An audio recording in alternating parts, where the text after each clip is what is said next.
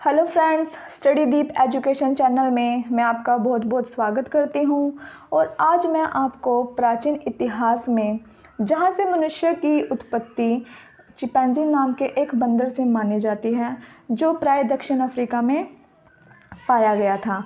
और किताबों से भी हमें यही जानकारी मिलती है कि जो हमारे पूर्वज थे वो बंदर का ही एक स्वरूप थे, और धीरे धीरे उस प्रक्रिया में परिवर्तन होकर वो आज का एक आधुनिक मानव बन चुका है।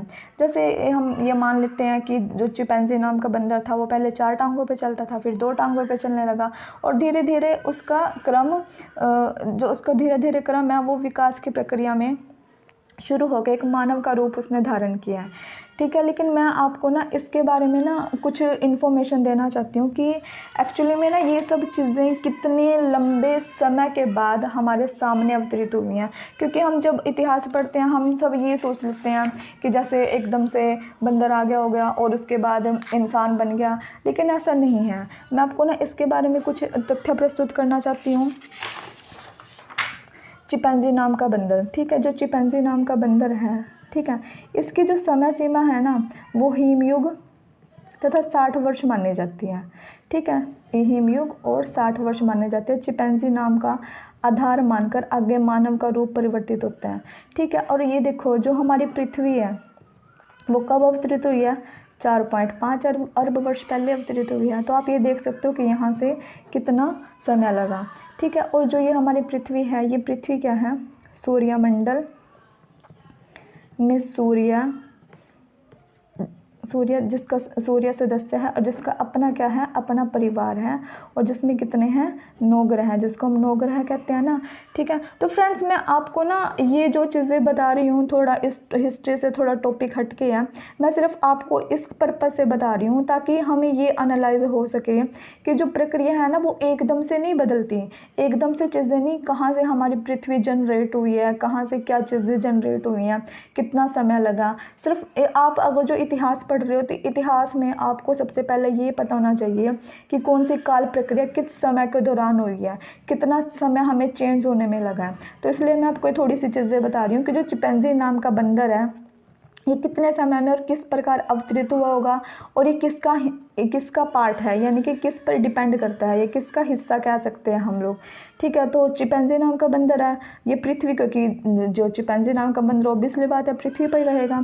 और पृथ्वी देखो सूर्यमंडल में सूर्य सदस्य है, जिसका अपना क्या है? अपना एक परिवार कह सकते हैं। और इसमें कितने हैं? 9 ग्रह हैं। पहला क्या है? बुध है हमारे पास, दूसरा क्या है? शुक्र है, तीसरा क्या हमारे पास? पृथ्वी है, और चौथे पे हमारे पास क्या है? मंगल है। फिर हमारे पास क्या आ जाएगा? बुध आ जाएगा। फिर हमारे पास बुध तो आ गया, बुध शुक्र पृथ्वी मंगल। यहाँ पर क्या आएगा? बृहस्पति आएगा। बृहस्पति के बाद फिर हमारे पास क्या आ जाएगा? शनि आ जाएगा, फिर अरुण, फिर वरुण, और फिर क्या आ जाएगा? प्लूटो। ठीक है, सॉरी फ्रेंड्स मेरी थोड़ी हैंड राइटिंग गंदी है समझाने में, बट मैंने ये नोट्स में अच्छे से बता रखा है कि आप इसको अच्छे से समझ पाओगे जब आप इसे करोगे।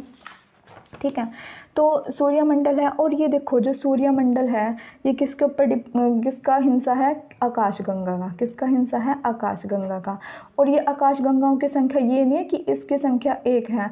हमारे ना ब्रह्मांड में आकाशगंगा की ना अरब संख्याएं हैं। ठीक है, और इन जो अरब आकाशगंगाएं हैं इन हर किसी का अपना क्या है? सूर्यमंडल है। हर किसी का क्या है? अपना एक सूर्यमंडल है। और जो आकाशगंगाएं हैं ना इन सभी आकाशगंगाओं से मिलकर हमारे पास क्या बनता है? ब्रह्मांड बनता है। क्या बनता है? ब्रह्मांड। और जो ब्रह्मांड है ना इस ब्रह्मांड की उत्पत्ति पता कब हुई है? कहते हैं ना कि 14.5 अरब वर्ष पहले आकाश में ना बहुत बड़ा ब्लास्ट हुआ था, जिसे हम क्या कहते हैं? बिग बैंग की थ्योरी कहते हैं। ठीक है, तो कहने का मतलब ये है ना कि जो ये प्रक्रिया चल रही है ना ये प्रक्रिया आज से नहीं मतलब आज की नहीं मानी जाती कि हाँ एकदम से सब कुछ क्रम चल गया होगा, ऐसा नहीं है। देखो पहले ब्लास्ट हुआ होगा, ब्लास्ट से ये सारी चीज़ें प्रक्रिया देखो 4.5 अरब वर्ष पहले 14.5 अरब वर्ष पहले कितना समय लगा इन चीज़ों का। ठीक है। तो कहने का मतलब क्या है कि जो चिंपैंजी नाम का बंदर जो हिमयुग है वो पृथ्वी पर अवतरित हुआ। पृथ्वी कब हुई? 4.5 अरब वर्ष पहले। और जो पृथ्वी है ना ये सूर्यमंडल का तीसरा सदस्य है, यानी कि इसका हिस्सा है। किसका हिस्सा है? सूर्यमंडल का। और जो सूर्यमंडल है वो किसका हिस्सा है? आकाशगंगा का हिस्सा है। और जो आकाशगंगा किसका हिस्सा है? ब्रह्मांड का हिस्सा है। और जो ब्रह्मांड किसका हिस्सा है? इस बिग बैंग थ्योरी का। जब ये ब्लास्ट हुआ था ना तब ये चीज़ें हमारे सामने अवतरित हुई थी। ठीक है। अब देखो फ्रेंड्स, मैं इस टॉपिक पे आ गई तो मैं आपको थोड़ा सा ये बताना चाहूँगी कि जैसे मैंने आपको बताया 9 सदस्य हैं। तो हमारे पास जो ये प्लूटो है ना, अरुण वर्ण तो है। प्लूटो को 2005 या 2008 में, मेरे को एग्जैक्ट याद नहीं है, मतलब इसको ना ग्रहों की श्रेणी से बाहर निकाल दिया वैज्ञानिकों ने। अब हमारे पास कितने हैं? हमारे पास 8 ग्रह हैं। ठीक है। और पहले 9 थे, अब हमारे पास कितने हैं? 8 ग्रह हैं। ठीक है। तो मैंने जो आपको ये प्रक्रिया बताई है ना, इसमें सिर्फ मेरा यही बताने का मकसद था कि ताकि आप ये चीज़ें समझ पाओ कि हमें कितना समय लगा कितना नहीं। अब हम अपने पॉइंट पे आते हैं। जो मैंने चिंपैंजी नाम का जो बंदर है जिससे हम शुरू किया, अब हम इस पे अपने पॉइंट पे आते हैं। तो मैं आपको बताती हूँ कि हमारे पास पहले क्या आया? होमोनिड्स आया। ठीक है। ऑस्ट्रेलोपैथिक्स आया, और होमो होबिलिस आया, होमो इरेक्टस आया हुआ है, और होमो सेपियंस आया हुआ है। ठीक है। तो फ्रेंड्स, मैं बार बार बोल रही हूँ, थोड़ी हैंड राइटिंग गंदी, आप इसे समझने की कोशिश करें। तो मेरे देखो, मैं आपको ये बताती हूँ कि जब ना होमोनिड्स था ना, और जो चिंपैंजी नाम का बंदर है, ठीक है, आपको ये तो पता है कि हमारी पृथ्वी पर एक हिमयुग था। ठीक है ना। हिमयुग में क्या था कि हमारे यहाँ पर पृथ्वी पर हिमयुग पर चारों तरफ ना पृथ्वी पर बड़े बड़े बर्फ़ के गोले थे। क्या थे? बड़े बड़े बर्फ़ के गोले थे।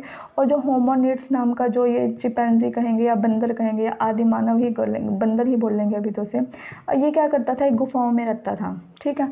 और देखो जो इसकी प्रक्रिया है होमोनिड्स की, देखो मैंने समय भी लिख रखा है। होमोनिड्स का 60 लाख से 30 लाख, ऑस्ट्रेलोपैथिक का 30 से 20, होमो होबिलिस का 20 से 15, होमो इरेक्टस का इतना, और होमो सेपियंस का इतना।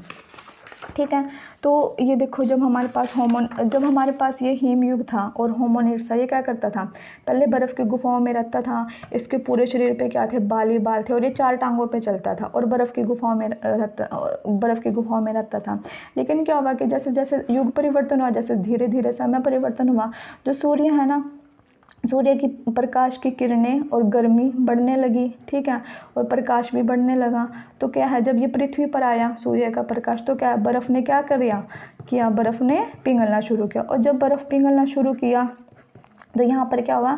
जल का निर्माण हो गया। ठीक है। जल का निर्माण हो गया, जलीय जीवों की उत्पत्ति हुई है। जीव, वनस्पति, पेड़ पौधे, सब की उत्पत्ति हुई है। ठीक है ना, क्योंकि बर्फ़ से पानी बन गया, और जब जल आता है तो आपको पता है जलीय जीवों का विकास होता है। अब क्या हुआ कि जैसे ये होमोनिड्स था, ठीक है, अब जब यहाँ पर ये चीज़ बर्फ़ पिघलना शुरू हो गई, तो अभी ये होमोनिड्स था, ये कहाँ पर रहने लगा? जंगल में आना शुरू कर दिया इसने। मतलब गुफाओं से निकल कर कहाँ पर आना शुरू कर दिया? जंगल में आना शुरू कर दिया। अब ये जंगल में रहने लगा। ठीक है। वही बात होती है, फिर जैसे जैसे धीरे धीरे फिर परिवर्तन हुआ। अब इसको क्या कहेंगे? ऑस्ट्रेलोपैथी कहेंगे। अब ये इसको ना आदि मानव की हम संज्ञा दे सकते हैं। ठीक है, क्योंकि धीरे धीरे इसका क्रम चेंज हो रहा है। फिर हमारे पास क्या आता है? होमो, जो मैंने आपको ये बताया था, हमारे पास आगे कहता है होमो होबिलिस। होमो होबिलिस क्या करते हैं कि ये ना एक पहला ऐसे मानव था। ठीक है। अब ये क्या करने लगा? ये 2 टांगों पे चलने लगा। होमो होबिलिस क्या था कि होमो होबिलिस एक ऐसा था, इसको हम आदि मानव की संज्ञा देंगे। जब ये जंगल में रहने लगा ना, तो हम इसको किसके संज्ञा देंगे? आदि मानव की संज्ञा देंगे। अब होमो होबिलिस है, इसका भी क्रम धीरे धीरे परिवर्तित हुआ। इसको भी बहुत टाइम लगा ना, क्योंकि ये तो है नहीं कि एकदम से प्रक्रिया चेंज हो गया। तो क्या हुआ कि अब इसकी भी जो हाथ पैरों की क्षमता थी कुशल हो गई, इसकी हड्डियाँ मजबूत हो गई। तो जैसे जैसे मैंने आपको बता रहा कि क्रम चल रहा है, तो इसने क्या किया कि पत्थर के सबसे पहले 2 टुकड़े किए। सबसे पहले, क्योंकि इसने पकड़ने की क्षमता विकसित हो गया, इसने क्या किया? पत्थर के 2 टुकड़े करना शुरू किए। फिर हमारे पास आता है होमो इरेक्टस। होमो इरेक्टस कहते हैं कि ये ना कहते हैं ना कि कुशल मानव था। यह अपने तन को ढकने लगा, समूह में रहने लगा, खाना खाने लगा, मतलब शिकार करने लगा, समूह में रहने लगा। मतलब जैसे कह सकते हैं ना कि परफेक्ट मानव कह सकते हैं हम। लेकिन वो क्या था कि वो आदि मानव की तरह था, जैसे अपने तन को ढकने लगा, ये सब चीज़ें। और आपको ना देखो, इतिहास में ना सबसे फेवरेट क्वेश्चन मानते हैं, मतलब सबसे पहले शख्स कहते हैं वो कौन सा ऐसा आदि मानव था, क्योंकि आदि मानव की ही संज्ञा दे रहे हैं। कौन सा ऐसी आदि मानव था जिससे पहले हमें खोपड़ी के साक्ष्य मिले हैं? किसके साक्ष्य मिले हैं? खोपड़ी के साक्ष्य। तो कहते हैं ना 1782 है शायद, पता नहीं 1882, चलो आगे मैंने करा रखा है। 1785 में मध्य प्रदेश में जिस मानव खोपड़ी के हमें साक्ष्य मिले हैं वो कौन है? तो वो कौन है? होमो इरेक्टस। कौन सी जाति का था? होमो इरेक्टस। होमो इरेक्टस के हमें सबसे पहले खोपड़ी के साक्ष्य मिले हैं। ठीक है, फिर हमारे पास क्या जाता है? Homo sapiens. तो होमो सैपियंस को क्या कहेंगे हम? इंटेलिजेंट मानव कहेंगे। क्या कहेंगे? इंटेलिजेंट मानव कहेंगे। ये तो सिर्फ मैंने आपको ना सिर्फ बताने के लिए थोड़ा रफली सा बताया। अब ये देखो बंदर से मानव बनने की प्रक्रिया कैसी है। दुनिया में 8 से 30 वर्ष मिलियन पहले ही मानव की उत्पत्ति एक बंदर के रूप में हो चुकी थी, जिसको चिंपैंजी भी कहा गया है। 30 वर्ष मिलियन पहले पृथ्वी के चारों तरफ बर्फ के बड़े बड़े ढेर थे। धीरे धीरे परिवर्तन हुआ, बदलाव होना शुरू हुआ। सूर्य के कारण पृथ्वी पर गर्मी व प्रकाश उत्पन्न हुआ, समुद्रों का निर्माण हुआ, जलीय जीवों की उत्पत्ति हुई, भिन्न प्रकार के बदलाव हुए, पेड़ पौधे आदि। बहुत लंबी प्रक्रिया थी। ठीक है, और यह समय 60 लाख वर्ष पहले तथा हिमयुग के बीच का समय था। यह समय यीशु मसीह से पहले का समय है, जब यहाँ पर विभिन्न प्रकार की जातियों की उत्पत्ति हुई है। ठीक है, जो ये मैंने आपको बताया कि होमोनिड्स कब है? 60 लाख से 30 लाख। ऑस्ट्रेलोपिथेक क्या है? 30 से 20। होमो हॉबिलिस क्या है? 20 से 15। होमो इरेक्टस 15 से 1। और होमो ब्रेंसिस कितना है? इतना है। यह अनुमानित तिथि है, क्योंकि भिन्न भिन्न प्रकार ने इतिहासकार ने से अपना अपना बताया कि कब से कब तक है। होमोनिड्स क्या है? यह 60 लाख वर्ष पहले आया। यह दक्षिण और पूर्वी अफ्रीका में रहता था। या 4 पैरों पर तथा इसके पूरे शरीर पर क्या थे? बाल ही बाल थे। या बर्फ़ की बनी गुफाओं में रहता था, जैसे मैंने आपको भी एग्जांपल देके बताया। ठीक है, उसके बाद हमारे पास क्या आता है? ऑस्ट्रेलोपिथेक आता है। यह 10 लाख वर्ष से पहले 20 वर्ष तक के काल में था। यह दक्षिण बंदर रूपी प्राणी था। इसके 2 पाँव तथा घड़े के आकार वाला पेट था। उसमें मैं बताना भूल गई कि इसके घड़े के आकार वाला पेट था। इसको आधा मानव भी कहा जाता है। यह बर्फ़ की गुफाओं को छोड़कर कहाँ रहता था? जंगल में रहने लगा। आगे होमो हॉबिलिस आ गया। यह 20 लाख से 15 लाख तक के काल में था। यह सामान्यतः हमारी जाति का था। इसने ही पहली बार पत्थर के क्या किए? 2 टुकड़े किए।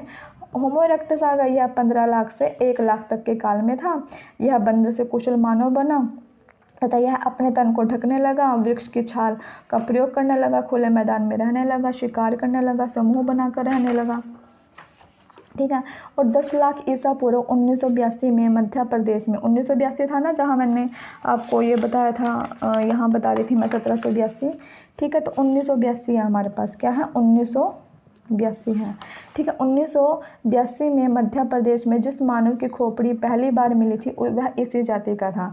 ठीक है, होमो सैपियंस क्या है? यह 1 लाख वर्ष से 8000 वर्ष तक के काल में था, जिसे हम क्या कहेंगे? आधुनिक मानव की संज्ञा देंगे। क्या कहेंगे? आधुनिक मानव की संज्ञा देंगे। ठीक है, तो मैंने इसमें थोड़े से जो आपको समझाने की कोशिश किया वो इसी के ऊपर डिपेंड है। ठीक है, और जो ऑस्ट्रेलोपिथेक क्या था? ये 2 टांगों पे चलने लगा और इसका घड़े के आकार वाला पेट था। तो बस मैंने आपको इसके बारे में ये इन्फॉर्मेशन देने की कोशिश करी है कि जो बंदर का स्वरूप है वो किस तरह से चेंज हुआ है। ठीक है, तो उम्मीद है आपको मेरे द्वारा दी गई जानकारी पसंद आई होगी। मेरी वीडियो को लाइक करें, शेयर करें, सब्सक्राइब करें।